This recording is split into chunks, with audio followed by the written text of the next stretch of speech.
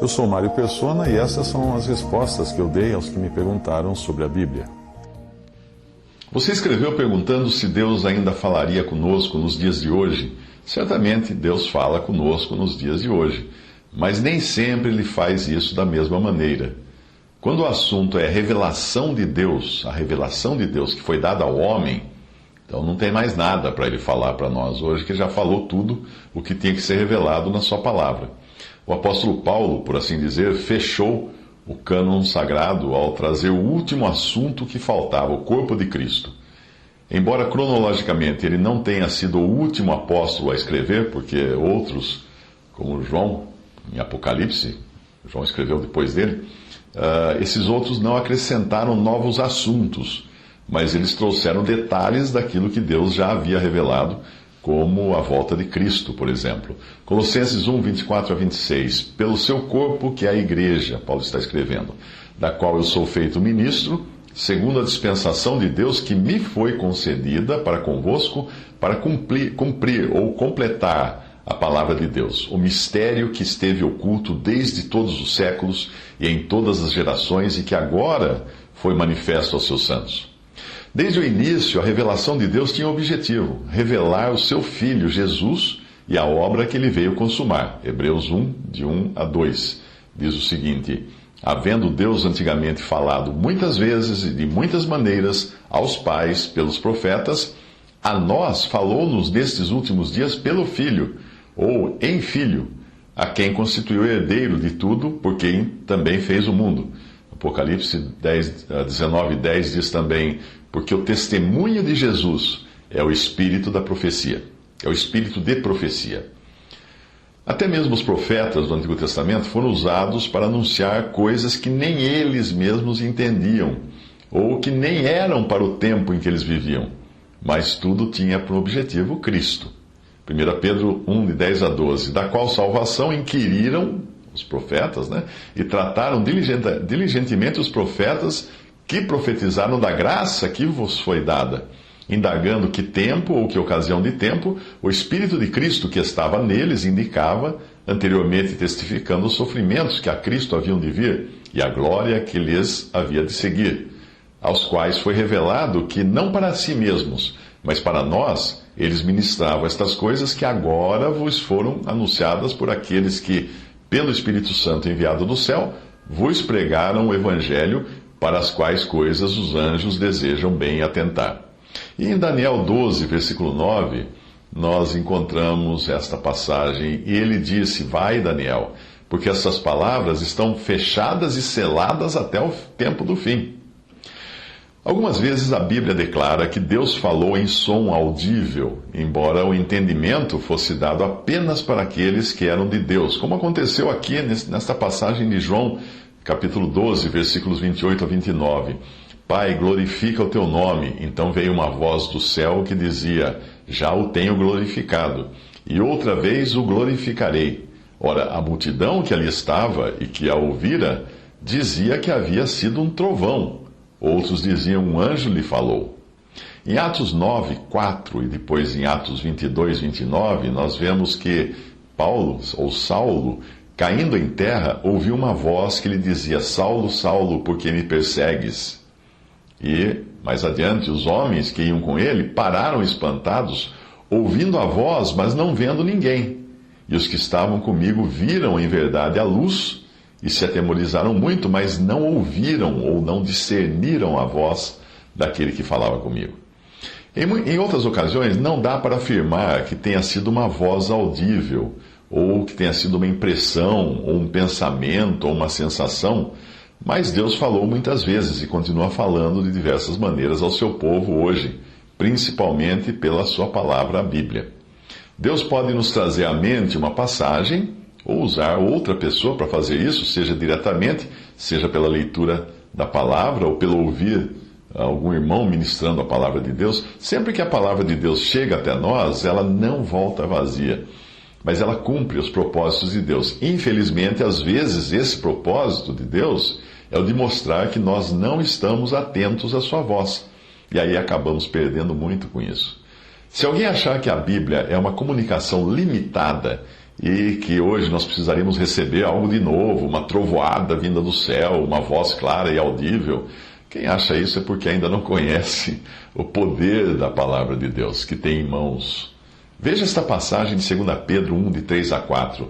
Visto como o seu divino poder nos deu tudo o que diz respeito à vida e piedade, pelo conhecimento daquele que nos chamou, pela sua glória e virtude, pelas quais ele nos tem dado grandíssimas e preciosas promessas, para que por elas fiqueis participantes da natureza divina, havendo escapado da corrupção que pela concupiscência há no mundo. O que isso quer dizer? Quer dizer que não nos falta coisa alguma. Ele nos deu tudo o que diz respeito à vida e piedade.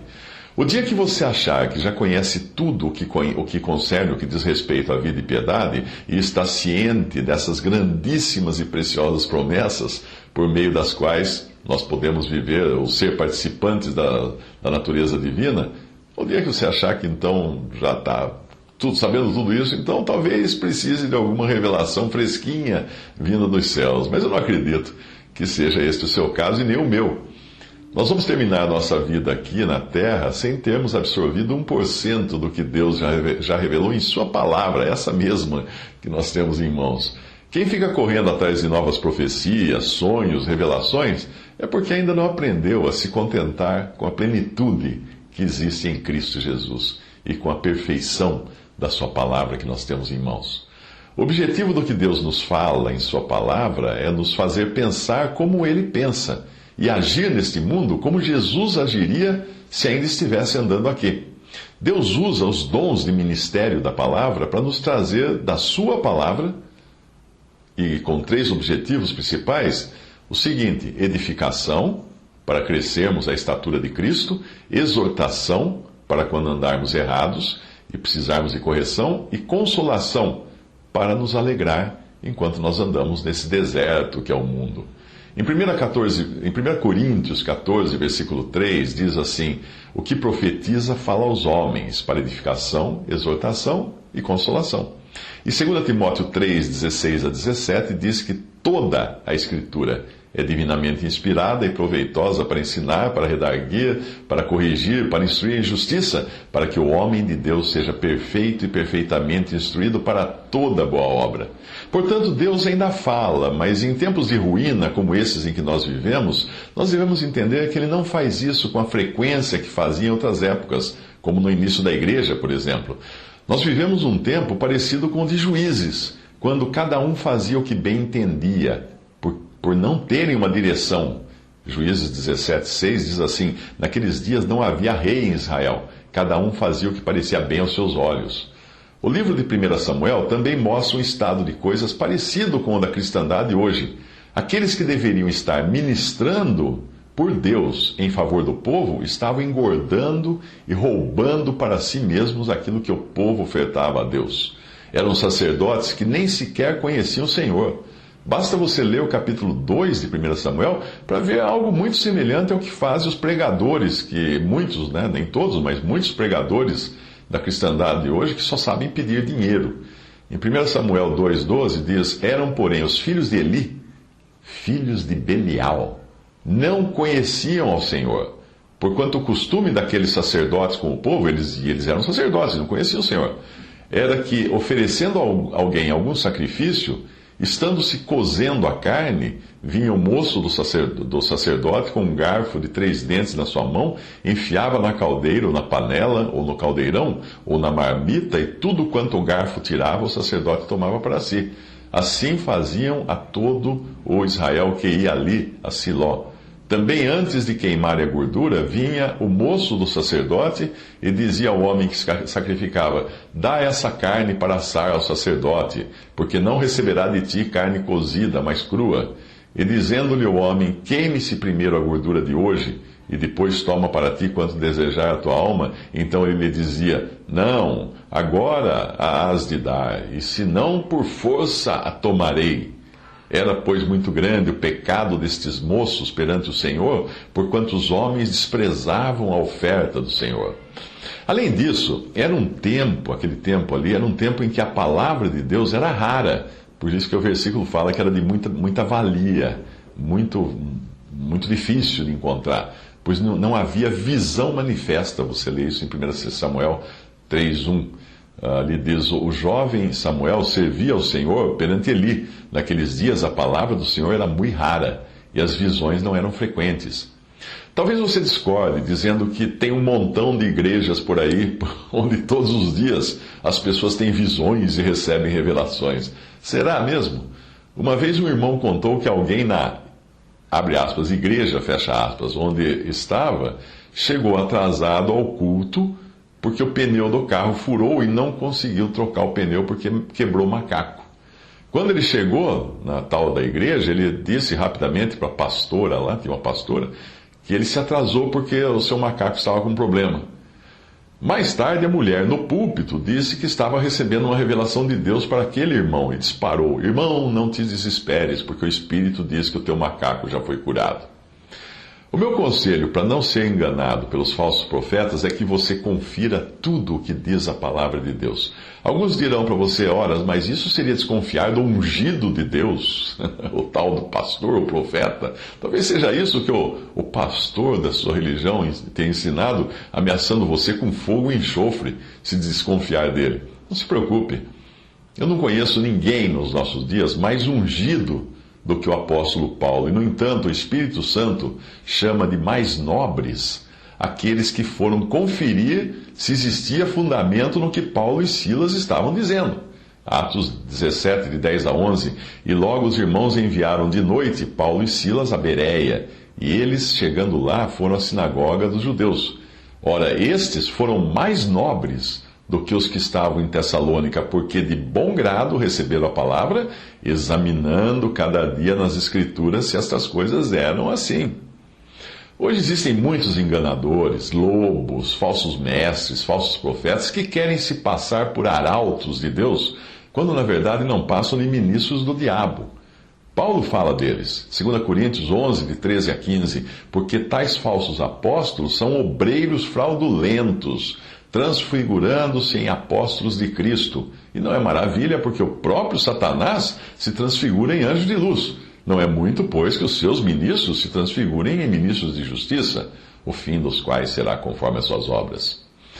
Os tribunais do Brasil e de outros países estão cheios de processos com acusações de estelionato contra os chamados pastores e líderes religiosos.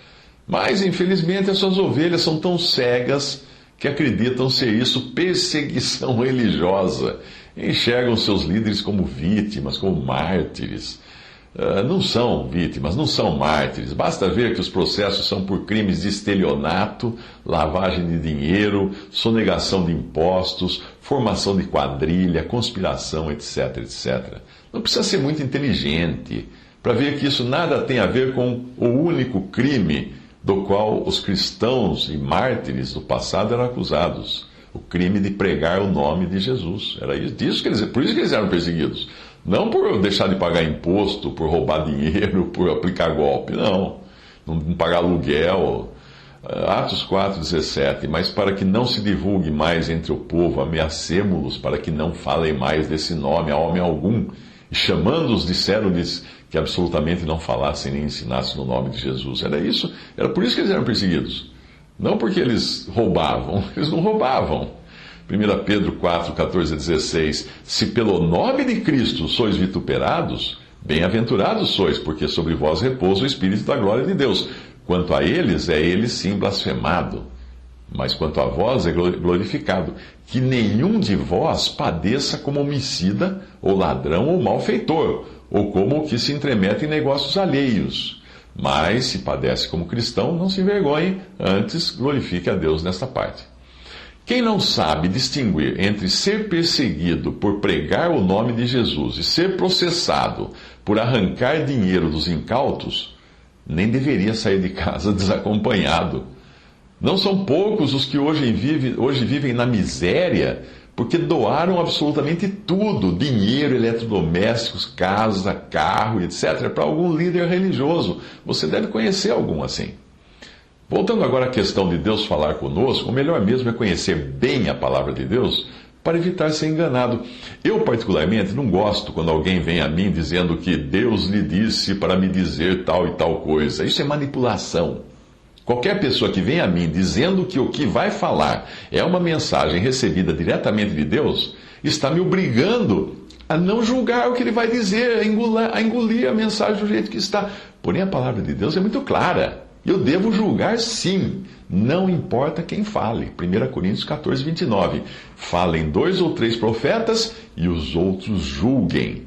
João 7, 24. Não julgueis segundo a aparência, mas julgai, sim, segundo a reta justiça.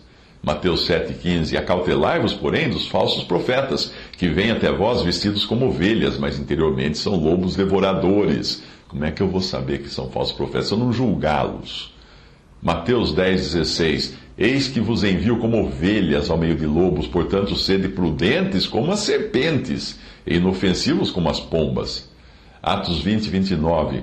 Porque eu sei isto, que depois da minha partida entrarão no meio de vós lobos cruéis, que não pouparão ao rebanho.